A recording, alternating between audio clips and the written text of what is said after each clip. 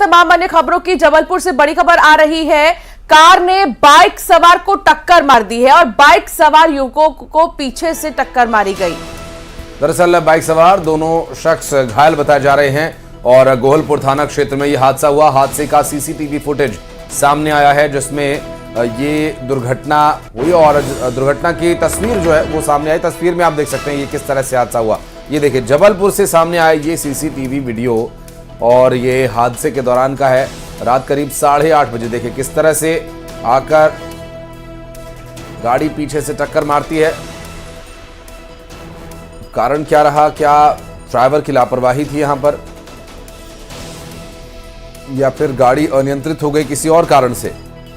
तस्वीरें आपकी TV screen पर आप देख रही है, उसी वक्त की तस्वीर है जब हादसा हुआ। लगभग रात के 8:30 बजे का समय इसमें दिखाई दे रहा है और तस्वीरें आप देखिए किस तरह से यह हादसा हुआ उस वक्त जब जबलपुर में सड़क पर लोग खड़े थे और अचानक पीछे से आई कार ने टक्कर मार दी और एक के बाद एक कई लोगों को टक्कर मारी, जिसके बाद लोग भागकर एक दूसरे को उठाने लगे। हालांकि बाइक के परखच्चे उड़ गए।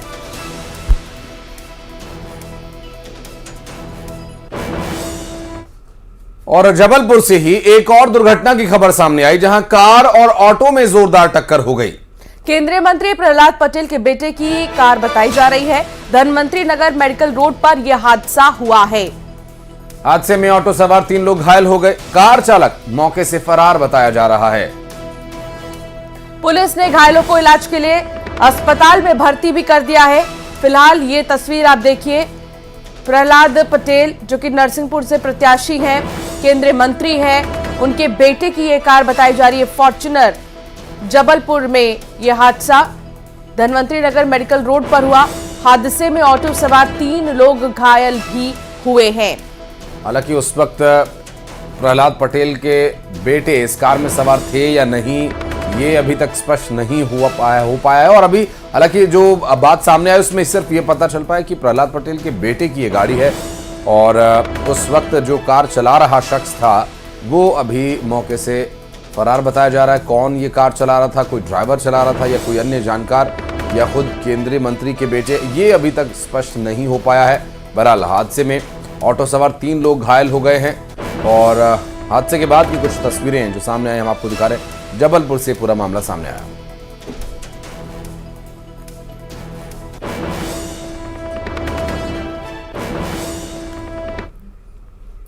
भोपाल के शाहपुरा क्षेत्र में फटा सिलेंडर अवैध रिफिलिंग के दौरान यह हादसा हुआ।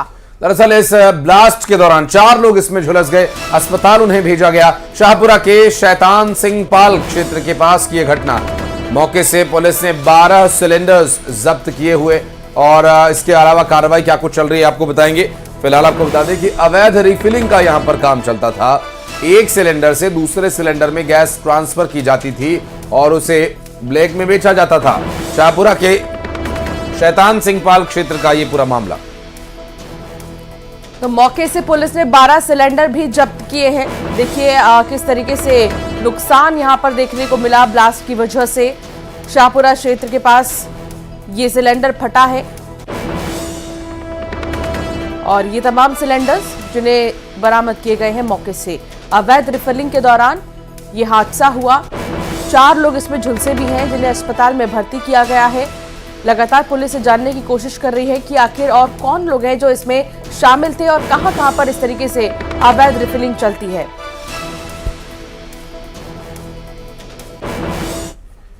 और भोपाल से इस बीच एक बड़ी खबर आपको बता दें। आयुष्मान फर्जीवाड़े में बड़ी कार्रवाई की गई जहां मैक्स केयर चिल्ड्रन हॉस्पिटल संचालक पर एक्शन लिया गया।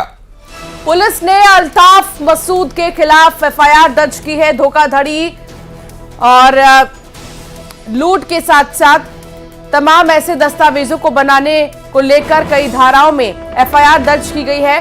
अस्पताल संचालक ने योजना में फर्जीवाड़ा किया है। फर्जीवाड़ा कर लाखों रुपए का गबन किया।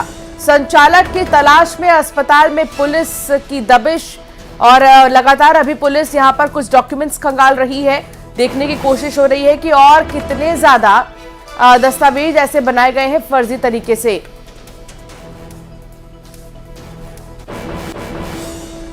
बाइक में आवेदक थे खालिद अली। इन्होंने 2 माह के बच्चे का इलाज कराया था। तो इनका आरोप ये था कि मुझसे भी पैसा ले लिया है 37,000 और आयुष्मान कार्ड से भी निकाल लिया है। इन्होंने परिवाद लगाया था 2022 में न्यायालय में।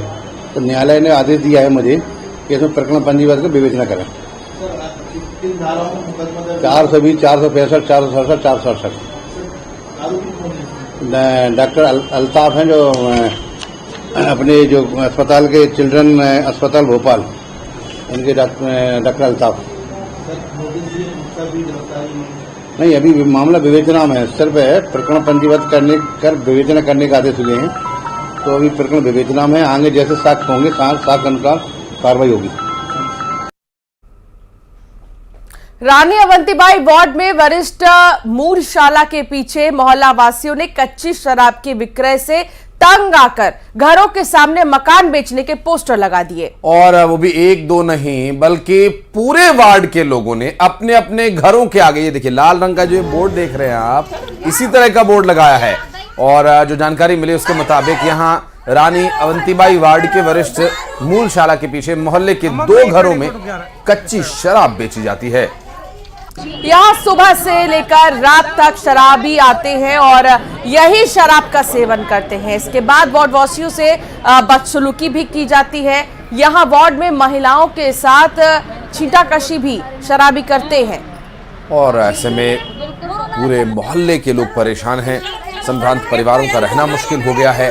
वार्ड वासियों की परेशानी इतनी बढ़ गई है कि यहाँ अब लोग अपना घर तक बेचने को मजबूर हैं। कोतवाली थाने पहुंचे, इसके बावजूद भी उनकी समस्या का निराकरण नहीं हो पा रहा है और मजबूरन विरोध में एक सांकेतिक रूप से उन्होंने यहाँ पर ये बोर्ड लगाए हुए हैं। जबकि कई लोगों ने सच में अपने मकान को बेचने की ठान ली है कि अगर यहाँ पर अवैध शराब की बिक्री नहीं रुकी तो उन्हें फिर घर बेचकर जाना ही पड़ेगा।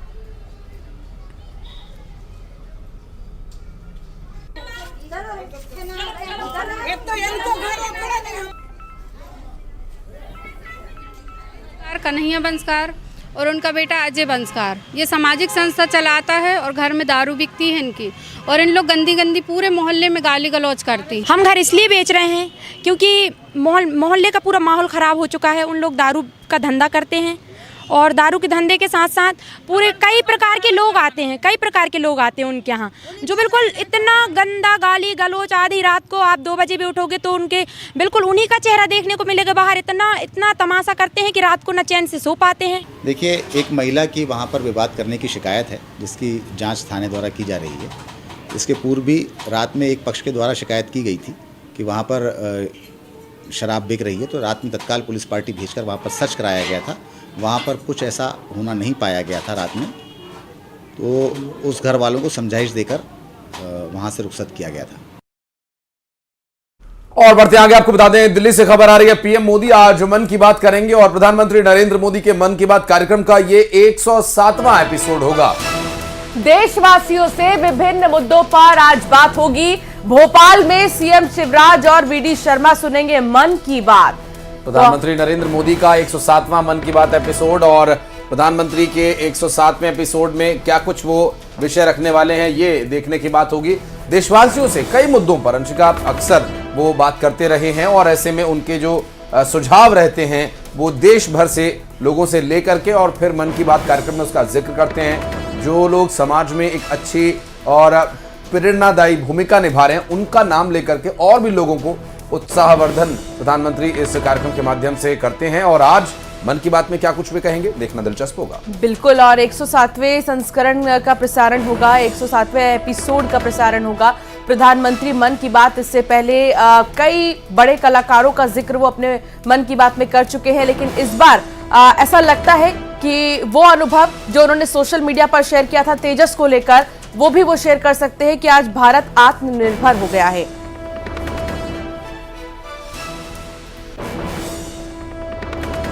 खबर भोपाल से, जहां काउंटिंग से पहले कांग्रेस की बड़ी तैयारी चल रही है। दरअसल राजधानी में कांग्रेस उम्मीदवारों की ट्रेनिंग, मतगणना एजेंट भी ट्रेनिंग में शामिल होंगे और काउंटिंग की जानकारी दी जाएगी। आपको बता दें कि काउंटिंग से पहले कांग्रेस पूरी तरह से तैयारी में जुटी हुई है और राजधानी में कांग्रेस के उम्मीदवारों को ट्रेनिंग दी जा रही है, क्योंकि मतगणना का जो काम है वो कुछ समय तक चलेगा और काफी दिलचस्प ये होगा। और हालांकि पहले के मुकाबले अब ज्यादा आसान और कम समय में मतगणना हो जाया करती है कंप्यूटराइज तरीके से। और ऐसे में किस तरह से किन क्षेत्रों में कहां पर प्रत्याशियों को रहना है और रिजल्ट आने पर यदि पक्ष में रिजल्ट आता है तो क्या कुछ कार्रवाई होंगी, या फिर यदि रिजल्ट नकारात्मक रहता है तब किस तरह से कदम उठाने हैं। कहीं शक सुबह होती है आपको और रिकाउंटिंग करने की कहीं इस परिस्थिति बनती है, तो ये सारी बातें उस ट्रेनिंग में सिखाई जाएंगी। और गनीमत है कि अब हवा में कुछ सुधार हुआ है। भोपाल से बड़ी खबर यह मिल रही है कि मध्य प्रदेश की आबोहवा अब कुछ सुधरी है, सांस लेने लायक हुई है। ग्वालियर की हवा सबसे खराब चल रही है, सतना की हवा सबसे शुद्ध है। अब सिर्फ 3 शहरों का AQI 200 के पार है, लेकिन ग्वालियर चिंताजनक है यहाँ पर ग्वालियर की हवा, क्योंकि ग्वालियर की हवा का AQI 200 के पार है, जो कि खराब श्रेणी में आता है। लेकिन सबसे शुद्ध हवा सतना की है। और चूंकि अभी तक जो एयर क्वालिटी इंडेक्स का आंकड़ा था वो 280, 300, 307 से ऊपर जा रहा था और ये एक काफी चिंता की स्थिति बनी हुई थी। लेकिन अब चूंकि अंशिका जो एक विक्षोभ तैयार हो रहा है, हवा में कुछ नमी भी आई है, तो इस वजह से जो पॉल्यूशन है अपेक्षाकृत सुधार की स्थिति में दिखाई दे रहा है। लेकिन हालात अभी भी सोचने के लिए मजबूर करने वाले हैं, क्योंकि जो AQI है इंदौर का 175 है, उज्जैन का 140 है और पीथमपुर में 166 है। और भोपाल की अगर बात करें तो यहाँ पर जो AQI है वो 150 के आसपास था, तो 240 पहुँच गया है। तो यहाँ भोपाल में थोड़ी सी स्थिति चिंताजनक जरूर बन रही है। 300 और 250 के बीच में ये चल रहा है। जबलपुर में 210 लगातार AQI बना हुआ है। तो सबसे ज्यादा जो परेशानी है वो ग्वालियर में है, तो ग्वालियर चलना बनता है। सुशील हमारे सहयोगी हमारे साथ जुड़ गए। सुशील, ग्वालियर की हवा सबसे ज्यादा खराब है और 200 के पार है AQI, जो कि खराब श्रेणी में आता है। अगर आप तस्वीर दिखा सकते हैं तो जरूर दिखाइएगा कि विजिबिलिटी कितनी है। बिल्कुल, देखिए कहीं ना कहीं ग्वालियर की जो आबो हवा है वो लगातार ख़राब चल रही है। इस वक्त आप मेरे पीछे देख सकते हैं कि लगभग 200 मीटर से ज़्यादा विजिबिलिटी नहीं है, क्योंकि जो AQI लेवल है वो ग्वालियर का लगातार बढ़ा हुआ है। अभी भी अगर देखें तो 200 के ऊपर AQI लेवल चल रहा है। ग्वालियर में अगर बात करें तो सबसे ज़्यादा हालात ख़राब शताब्दीपुरम, दीनदयाल नगर, सिटी सेंटर इलाके में है। इन तीनों इलाकों में अगर देखें तो AQI लेवल 250 के ऊपर चल रहा है। और परेशानी यही है कि जो सड़कें खुदी हुई है, सड़कों का निर्माण चल रहा है, उनसे उड़ने वाली धूल के चलते ग्वालियर की आबो हवा सबसे ज़्यादा ख़राब हो रही है। वहीं मौसम का तो फ़र्क पड़ता ही है, इसके अलावा जो 12,000 से ज़्यादा जो डीजल के पुराने वाहन सड़कों पर दौड़ रहे हैं, वो जो धुआं उगल रहे हैं, इनकी वजह से AQI लेवल लगातार बढ़ रहा है। लेकिन जैसा कि मौसम विभाग ने अनुमान जताया कि आज और कल ग्वालियर चंबल अंचल में बूंदाबांदी के साथ कुछ इलाकों में हल्की बारिश हो सकती है। तो इस संभावना के बाद लगता है कि अब AQI लेवल जो है, अगर बारिश होती है तो निश्चित तौर पर AQI लेवल जो है थोड़ा गिरेगा, उससे हालात सुधरेंगे। लेकिन अभी तो स्थितियां ये है कि जो बच्चे बुजुर्ग हैं, इसके अलावा दमा, अस्थमा और सांस की बीमारी के मरीज़ हैं, उनको सबसे ज़्यादा परेशानियां इन इलाकों में हो रही है, शहर में हो रही है। मरीजों की तादाद भी, एलर्जी के मरीजों की तादाद भी ग्वालियर के अस्पतालों में बढ़ रही है। तो निश्चित तौर पर अगर 1-2 दिन में बारिश का असर रहता है तो AQI लेवल थोड़ा कंट्रोल में आएगा, अन्यथा जो स्थितियां हैं उन स्थितियों में अभी सुधार की संभावना कम नजर आ रही है। ग्वालियर में जो कंस्ट्रक्शन वर्क चल रहा है सुशील, वहां पर कुछ एहतियाती कदम उठाने की आवश्यकता है। मसलन एंटी फॉगिंग, जो स्मॉग रोकने के लिए एंटी स्मॉगिंग गन है, उसका इस्तेमाल किया जा सकता है। पानी का छिड़काव, सड़क का जहां निर्माण चल रहा है, धूल को दबाने, ये सब प्रयास जब होंगे तब कहीं जाकर स्थिति में सुधार आएगा। प्रशासन से आप बात कीजिएगा अगर इसके लिए कोई कदम उठाए जा रहे हैं। फिर जानकारी लेने के लिए लौटेंगे आपके पास। बहुत बहुत शुक्रिया आपका। चलिए खबरों में आगे बढ़ेंगे। ग्वालियर शहर में ताबड़तोड़ लूट करने वाले 2 बदमाशों को क्राइम ब्रांच और हजीरा पुलिस ने गिरफ्तार किया है। दरअसल इनके पास से लूटे गए 8 मोबाइल फोन, 4 मंगलसूत्र बरामद किए गए हैं। लूट की वारदातों को अंजाम देने वाले ये बदमाश शहर के अलग अलग क्षेत्रों में इन वारदातों को अंजाम दे चुके थे। खास बात यह है कि मुख्य आरोपी संजीव शाक्य पोस्ट ऑफिस में काम करता है। बिल्कुल, और पढ़ाता भी है, जबकि उसने अपने साथ 10वीं के छात्र सचिन को भी सहयोग के लिए रखा था। बदमाशों की सूचना चाट के ठेले वाले से मिली थी। इन बदमाशों ने 40 रुपए की चाट खाने के बाद उसे सिर्फ 4 रुपए चुकाए और भाग गए। दरअसल चाट वाले ने शिकायत की थी, जिसके बाद पुलिस ने ऑपरेशन चलाया और फिर जाकर बदमाशों को गिरफ्तार किया गया। तो कई बार अपने शौक पूरे करने के लिए लोग इस तरह की हरकत भी करते हैं, महंगे शौक पूरे करने के लिए, कई बार दबंगई दिखाने के लिए। लेकिन पुलिस प्रशासन है ग्वालियर का सतर्क पूरी तरह से और कई वारदातों का खुलासा इनकी गिरफ्तारी से हुआ है। लूटने वाले और मंगलसूत्र लूटने वाले 2 लोगों को पकड़ने में सफलता मिली है। मैं मुख्य आरोपी जो है वो पोस्ट ऑफिस की नौकरी करता है, साथ में कुछ टीचिंग भी करता है। और उसका 2 महीने में, पिछले 2 महीनों में इन्होंने करीबन 8 मोबाइल लूटे हैं और 4 मंगलसूत्र लूटे हैं। अलग अलग थानों के हैं, शहर भर के। इनका पूरा का कोई क्रिमिनल रिकॉर्ड नहीं है। इसमें खास बात यह भी है कि इसका एक भाई भी साथ में है, अभी बात बताई इसने। और इसका एक स्टूडेंट जिसको पढ़ाता था 10th में, उसको भी इसने साथ में रखा था। और ये पहले मोबाइल लूट रहे थे, क्योंकि मोबाइल में इनका कहना था कि महिलाएं अगर मिल जाती हैं सुनसान जगह पे तो मोबाइल लूटने में आसान जाता है। ग्वालियर में सड़क निर्माण को लेकर 2 गुटों के बीच विवाद हो गया, जिसके बाद मामला फायरिंग तक जा पहुंचा। फायरिंग का लाइव वीडियो भी सामने आ चुका है, आप देखिए अपनी स्क्रीन पर। विवाद में फायरिंग हुई है और कहासुनी से ये पूरा विवाद शुरू हुआ और उसके बाद जाकर फायरिंग करते हुए लोग यहाँ पर नजर आ रहे हैं। और देखिए किस तरीके से जान बचाकर कुछ लोग भाग भी रहे हैं यहाँ से। ग्वालियर का ये पूरा मामला बताया जा रहा है। हथियार इनके पास कहां से आए और क्या दस्तावेज हैं इन हथियारों के इन लोगों के पास, ये सबसे बड़ा सवाल है। और ये सीसीटीवी वीडियो सामने आया है, आप देख सकते हैं तस्वीरों में। और फायरिंग यहाँ चल रही है, लेकिन इस तस्वीर में आप अगर ध्यान से देखें तो यहाँ पर एक ट्रैक्टर स्टार्ट होकर बिना ड्राइवर के रिवर्स में चला आ रहा है।